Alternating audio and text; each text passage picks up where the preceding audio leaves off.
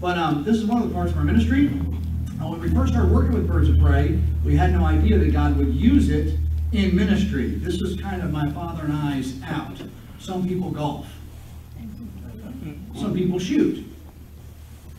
I love to shoot. That's why I don't golf. I've always thought if you have time to golf, you have time to shoot something. You shoot golf balls, right? That's fun. I've done that, right? So we enjoy hunting, and this is what my father and I used to do. We used to hunt with Birds of Prey. That's how we got into Birds of Prey. And then it seems like every time we came out of a patch of woods, there was a UPS driver or somebody saying, hey, can I take a picture of your bird, or can you come to my scout troop, or this, that, and the other. And then we went into the permits for education, and then we tend to go full throttle everything we do. Anyone else like that in here? You start to dabble into hunting, and you have to mortgage your house to pay for your land that you bought out in the island. That's what I'm talking about. You got to be careful. So we got into the hunting part and then the educational part, and then we started banning birds for the feds, and then I got into breeding birds, and then you got to be careful. But it's something we really do enjoy. And we started doing game suppers, and the Lord has really used this ministry. We've been in a lot of places that don't allow or usually allow things like that. We've been in the Smithsonian Institute, did 5 different programs for the Smithsonian Institute, which is pretty neat, being creationists. And when they asked us to come, we said, are you sure you want us to come? Did you read the website? We don't believe in evolution. We're creationists. And that's all they are, is evolutionists. And they said, we don't care what you say as long as you bring the birds. Dad said, make it a good one. This will be our last time. But actually, it went very, very well. And we found, there's some people that go against it, but really, it's people are ignorant of the truth. That's what it is. So we're going to share some birds with you and talk about some things, and really talk about the sport of falconry tonight. I had 2 birds out earlier. Dad was holding one, I was holding the other. I wish I would have brought the other perch and set them out so you could see them, but we can have them out at the end as well. We have a variety of birds. At home, we usually travel with 6 to 8, depending on how much room we have. But we'll cover the birds we brought with us tonight. And if you have questions at the very end or after the program's over, we'll stick around and answer them for you. I may answer a couple at the end of my part before Dad does his part, but I'll move as quickly as I can. I am a Baptist preacher, so I tend to go long. Okay? So I'll cut it short enough, all right? But we have 4 different owls here, and then we have 2 hawks. Of course, we have the screech owl, and that's fully grown. That's as large as they get. That bird is 12 years old this year. I love when I say first, that bird is 12 years old, and then someone say, full grown? I just pause for a minute and wait. I don't think about that for a second. I said, now the last one was like, it goes, I looked at it. But it's a baby. No, it's not. That's are in this area, and all over the East Coast, up and down. They're born either red or gray. Of course, it's a great phase. And birds of prey, it's the opposite of people. The men are larger and uglier. Females are smaller and prettier. Normally. Not always, but normally. All right? Birds of prey, the males are smaller, more colorful. Females are larger, more drab in color. And when that's a small male, he's hit by a car, so he lost his right eye. Oh, most of my owls are on an educational permit. They were injured in some way and rehabilitated and determined they couldn't go back to the wild. Then they're transferred to us because they can't go back to the wild. So some of my birds are on an educational permit, some of them are on a falconry permit, which is used for hunting. So I've got birds at home that are used just for breeding. So each bird is on its own permit. Again, screech owls are very common. They make a variety of sounds. How many's ever heard a screech owl in the wild? Okay. How many not sure if you heard a screech owl in the wild? Maybe, right? They do make a variety of sounds. They don't just make one sound. They make a purr. They make like a hoarse whinny. They make a whistle sound. Then they make the sound that they're known for. You say the screech. What does it really sound like? Like a 1960s horror movie. Like someone screaming in the woods. It is a horrible sound. And their number one defense is camouflage, and so they don't move much. A lot of people say, your birds don't move. They're very well behaved. No, they're not very well behaved. God didn't teach them, God did. All right? They're predators. They hold still because they don't want to draw attention to themselves. A sniper lays and doesn't move. That's his job. And that's what they do. They don't move. So the number one defense on a screech owl's camo. If they think you've cracked that code, then they go to the second resort, and that is the scream. And it's usually when you stop to tie your shoe and they're 6 feet from you, they let out the scream and you run. Okay, you don't know what it was. But they are born red or gray. Very, very neat birds. Like I said, in this area, Barn owls are the least common. They're still in this area. We call barn owls for a reason. They're in barns or silos. I love how God made the coloration on them. They're made for your farm fields. You can see a yellow field. They blend right in when they feed on what they're feeding on. They blend right in. If you ever see one similar to that, but it's almost all white, but it looks similar to that, that would be a male. Males are white. The females have dots on their chest and they're little dark. Phenomenal hunters.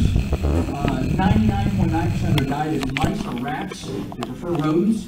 If you have a problem with mice and rats around your place, maybe you have a small farm or your dad's got a barn or whatever, I encourage you to put up a nest box. You can go online and figure out how to put up a nest box. You'll do them a favor. You give them a place to raise their young, and they'll do you a favor. They'll take care of the mice problem. You see, well, I've got a house cat. Not that good, you know. There's a pair of them raising their young in about 3 months can consume 2,000 mice. So they're very good at what they do. They're silent flyers and totally silent. I love how God made them, even with their ears. Their ears are not symmetrical like ours. One is high and one is low. So if you ever watch Discovery Channel and you watch an owl do this, what it's doing is it's ranging distance. It'll turn one head this way and then turn this way. Because the ears are not symmetrical, it can get a vector on a position, and it can actually fly out and find a mouse without even seeing it. It can locate what it is by sound. I'll give one better to you. This blows me away. There can be a mouse in a field 100 yards away, not moving. So the mouse is still. On a quiet night, a barn owl can dial in so tight, it can locate that mouse by the sound of its heart beating. And people say there's no God. Evolution. They are neat birds, though. They actually have baffles on their ears. They can close their ears. And people wondered why for the longest time. Imagine if you could hear a mouse's heartbeat, you would never get to sleep. Big time. Imagine what you could hear in this room. All the forks going in, and, you know. So they're really, really neat birds. Again, mostly rodents is what they take. But really, really neat birds. I love the flat face. Their nickname is the monkey-faced owl. They'll catch anything they think they can, small or large. If it's furry or slithery or smooth, they'll try for it. But that's what they prefer. Notice the eyes on the barred owl and the barn owl are both dark, whereas the eyes on a screech owl and a great horned owl are yellow. They're light. That tells you something. Your screech owl and your great horn are a dusk and dawn eye. The lighter the eye, the earlier they hunt. The darker the eye, the later they hunt. So you would most likely see at midnight a barred owl hunting or a barn owl. Whereas if you're a hunter and you've been in the woods any length of time, many times when you see an owl in the woods early morning or late evening, it's a great horn. That's when they tend to move. The barred owls are neat birds. That is a female. She was struck by a car. She has a pin in her right wing. She cannot fully fly. Very, very neat birds. Again, they take a variety of prey. I've seen them take rabbits all the way up. Rabbit size and down is probably what they prefer. It's what we call a hoot owl, even though your great horn and your barred are both what they call a hoot owl. It's the one that's famous that does the who cooks for you. If you turkey hunt, you ever mimic an owl hooting to get a gobbler to gobble, that's the one you're mimicking right there, is the barred owl. Then the one on the end there is a great horn. The great horn, that is a small great horn, small male. He only goes about 3 pounds. They have seen in the United States great horns as high as 8 to 9 pounds.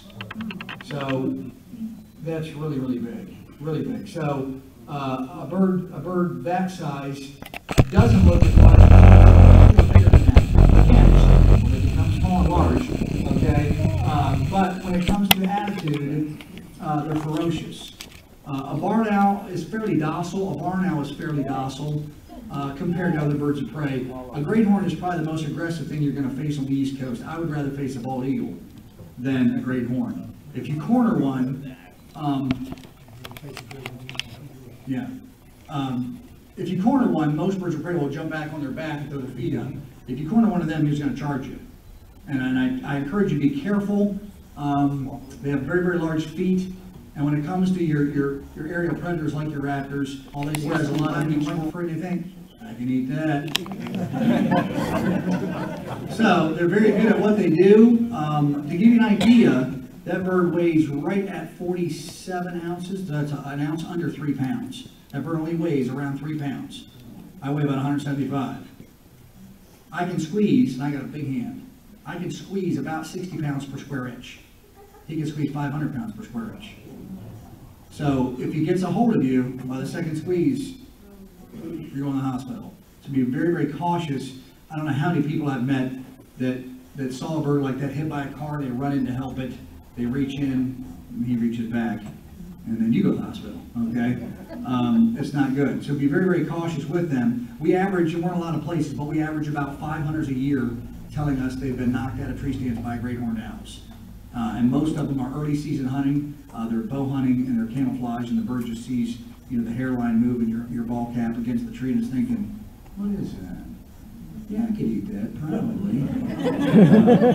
Any bow hunters ever got light and looked over, there was an owl looking at you? Anyone ever seen that? You're thinking, oh wow, how cool. You don't realize why he was there. He's been looking at you for a long time. Thinking, I could probably eat him, yeah. We had one hunter tell us that he didn't know what happened to him. It was just breaking daylight. And he thought he had a seizure or something fell on him. He didn't know what happened. He woke up and he was in his harness. Good thing he had a safety harness on, hanging from his tree stand. He was bleeding. And he looked up on the tree stand, the great horn was looking at him, almost like, you're not what I thought you were. Then he put it all together that he'd been knocked out of the tree stand. So you want to be real cautious around them. They can be very, very aggressive. Then the two hawks we had with us, the one that Dad was holding earlier was a Harris's hawk.